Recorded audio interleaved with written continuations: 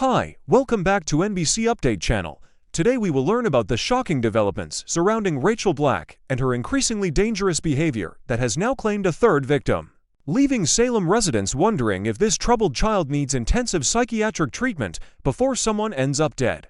Rachel's disturbing pattern of manipulation. Rachel Black has established herself as one of the most manipulative and dangerous children to ever walk through Salem, consistently targeting any woman who dares to get close to her father, Brady Black. Her ultimate goal has always been crystal clear: reunite her parents, Brady and Kristen, at any cost, regardless of who gets hurt in the process. This troubled 10-year-old has systematically tormented every woman Brady has dated, using increasingly sophisticated and sinister tactics that would make even her mother Kristen proud. Unlike typical children, who might act out through tantrums or minor mischief, Rachel has escalated to kidnapping, threatening messages, and now attempted murder, showing a complete lack of remorse or empathy for her victims. The situation has become exponentially worse since Kristen was imprisoned for a crime she didn't commit, taking the fall for Rachel after the young girl shot E.J. in a rage when he refused to tell her about her grandmother's whereabouts. Brady, believing Kristen to be a toxic influence on their daughter, has been restricting Rachel's prison visits and trying to keep mother and daughter apart. Only Marlene Evans has been actively advocating for Rachel to maintain contact with Kristen, knowing full well that Kristen is innocent of the shooting charges she's facing. However, Marlene's intervention may have inadvertently enabled Rachel's dangerous delusions about reuniting her parents, fueling the child's increasingly violent schemes. Kristen's kidnapping sends Rachel into panic. The first major crisis erupts when Kristen is mysteriously kidnapped from Statesville Prison during the week of November 10th to 14th, setting off a chain reaction of events that will push Rachel closer to the edge. The kidnapping appears to be orchestrated by someone with significant resources and a specific agenda, as Kristen doesn't break herself out, but is forcibly removed from the prison facility. Spoilers suggest multiple potential suspects, including Andre Megan Hathaway, or even Gwen Rachek, who might be working on a secret assignment that involves both Kristen and potentially Sarah Horton.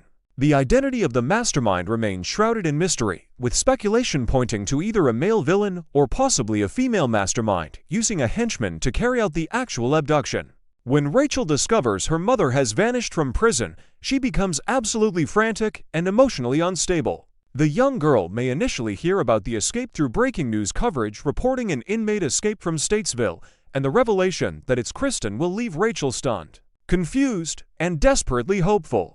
In Rachel's twisted mind, she might interpret this as Kristen escaping specifically to come find her and reunite their fractured family. Meanwhile, Brady experiences his own panic attack upon hearing about Kristen's disappearance, but his fears stem from a completely different place. Brady, who still believes Kristen plotted to kill his brother Eric, becomes terrified that his allegedly dangerous ex is coming to Salem to kidnap their daughter Rachel and disappear with her. This fundamental misunderstanding between Brady and the reality of Kristen's innocence creates additional tension and drives an even deeper wedge between Rachel and her father, intensifying the child's unstable emotional state. The third victim and near-fatal attack. The situation reaches a horrifying climax during the week of November 17th to 21st when Rachel sets her sights on victim number 3, Sarah Horton Kyriakis, who has been growing increasingly close to Brady. Sarah's budding relationship with Brady represents everything Rachel fears most: another woman threatening to permanently derail her parents' reconciliation.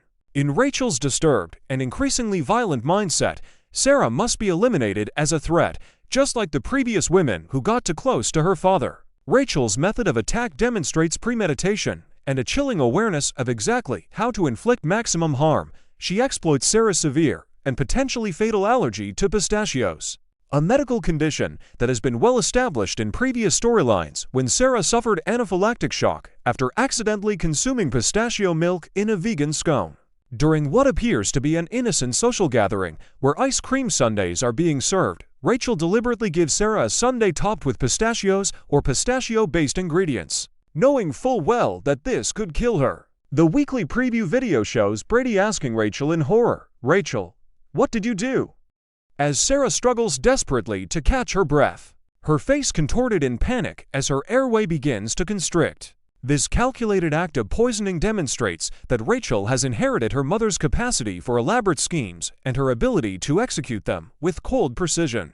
The scene unfolds with terrifying speed as Sarah's throat begins to close, hives erupt across her skin, her face flushes dangerously, and her breathing becomes increasingly labored as the severe allergic reaction intensifies with each passing second. Brady immediately recognizes the signs of anaphylactic shock and frantically turns to Rachel, his voice filled with fear, betrayal, and accusation as he demands answers about what his daughter has done to Sarah. Fortunately, Sarah survives the harrowing ordeal after receiving emergency medical attention, likely including an epinephrine injection and comprehensive hospital treatment to reverse the life-threatening allergic reaction. However, the physical recovery is just the beginning, as the psychological aftermath and implications of Rachel's actions create chaos that will reverberate throughout Salem for weeks to come. Memory triggers and the EJ shooting revelation. The attack on Sarah may serve as the catalyst that finally unlocks Rachel's suppressed memories of shooting EJ DiMera, bringing the truth about that fateful night crashing back into her consciousness. Spoilers suggest that Rachel's memory could be triggered by something seemingly innocuous, perhaps a loud noise resembling a gunshot, such as a car backfiring or balloons popping at the Tom Horton Free Clinic Gala. The stress and chaos surrounding Sarah's medical emergency, combined with Marlene Evans experiencing a sudden health scare at the party, could create the perfect storm of anxiety that causes Rachel's carefully buried memories to resurface. Rachel has been seeing a therapist for weeks, but even in those sessions, she hasn't been able to remember the actual shooting incident. Many observers doubt the effectiveness of Rachel's therapy because this child is fundamentally different from typical troubled youth. She's spoiled, manipulative, and shows absolutely no genuine remorse for her actions. Rachel isn't upset about what she's done to her victims.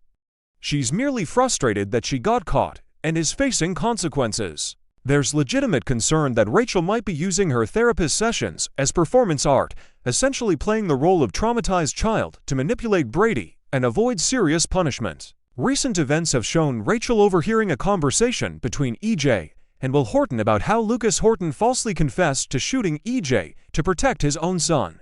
And this revelation might trigger further recollections in Rachel while intensifying her feelings of guilt. Marlene becomes deeply concerned when she notices Rachel experiencing what appears to be sparks of memory returning, potentially exposing the truth that Marlene, Kristen, and EJ have been carefully guarding. Very few people in Salem know that Rachel was the actual shooter.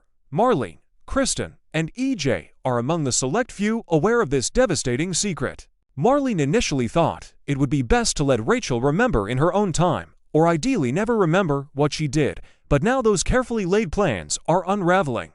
Once the full truth emerges about Rachel shooting EJ and then attempting to murder Sarah with her pistachio allergy, Brady will be forced to confront the disturbing reality that his daughter isn't just troubled, but genuinely dangerous. Rachel's history of violence and manipulation.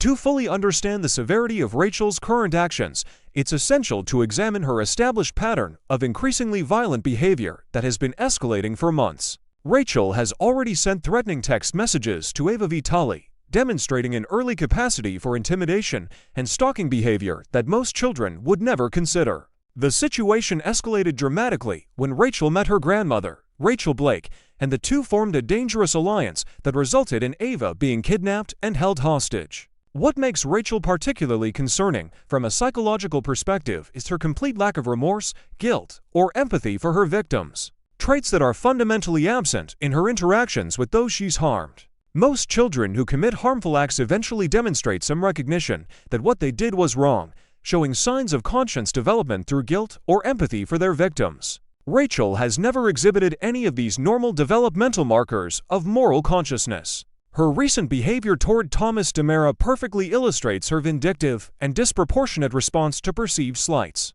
After Thomas beat her at Monopoly during a simple board game, Rachel retaliated by deliberately ruining his life through a calculated revelation designed to cause maximum emotional damage. She maliciously told Thomas that Cat Green was dating his father Chad DiMera while pretending to be his deceased mother, Abigail Devereaux. Information specifically chosen to devastate the young boy. Rachel's revenge didn't stop there. She then manipulated Thomas into throwing a pumpkin at Cat during the Horton Scare event, an action that resulted in Alex Kyriakis being shot. This pattern of manipulation and using others as weapons to carry out her schemes demonstrates sophisticated criminal thinking far beyond her years. Jeremy Horton has specifically identified Rachel as a troublemaker who requires close monitoring, recognizing the danger she poses to those around her. Rachel's behavior consistently shows that she views people as obstacles to be removed or tools to be used in service of her ultimate goal, forcing her parents back together, regardless of the collateral damage. The question of mental illness and treatment. The mounting evidence of Rachel's dangerous behavior and complete lack of remorse raises urgent questions about whether this troubled child requires intensive psychiatric treatment, possibly in a specialized facility designed for children with severe behavioral disorders. Spoilers hint that Rachel may be heading to Baby Bayview, a youth psychiatric facility where children with serious mental health issues receive intensive inpatient therapy and treatment. However, getting Rachel into such a facility would require Brady to acknowledge the full extent of his daughter's problems and sign off on committing her to intensive psychiatric care. A devastating decision for any parent. The situation is complicated by the fact that Brady still doesn't know about Rachel shooting EJ, meaning he hasn't fully grasped just how dangerous his daughter has become. Once everything comes to light about both the EJ shooting and the attempted murder of Sarah through deliberate poisoning, Brady will have no choice but to confront the reality that Rachel needs far more help than weekly therapy sessions can provide. The realization that his daughter deliberately attempted to murder Sarah using her known allergy as a weapon will force Brady to accept that Rachel may need to face criminal consequences for her actions, not just therapeutic intervention. The broader question facing Salem is whether Rachel is simply a troubled child acting out due to her parents' fractured relationship, or whether she represents something more sinister, a genuine sociopath with inherited criminal tendencies from her mother's Demera bloodline. Rachel's systematic targeting of multiple victims, her sophisticated planning and execution of harmful schemes, and her complete absence of remorse or empathy all point towards serious psychological pathology that requires immediate professional intervention. The emphasis in Spoilers on potential imprisonment for Rachel suggests that the legal system may get involved, forcing questions about criminal responsibility for minors who commit violent acts. As this explosive storyline unfolds, viewers are left wondering whether Rachel can be rehabilitated through psychiatric treatment or whether she represents a lost cause. A child so fundamentally damaged by her circumstances and genetics that she poses a permanent danger to everyone around her. The coming weeks will determine whether Rachel receives the intensive mental health treatment she desperately needs, or whether her reign of terror continues unchecked, claiming additional victims before someone finally stops her.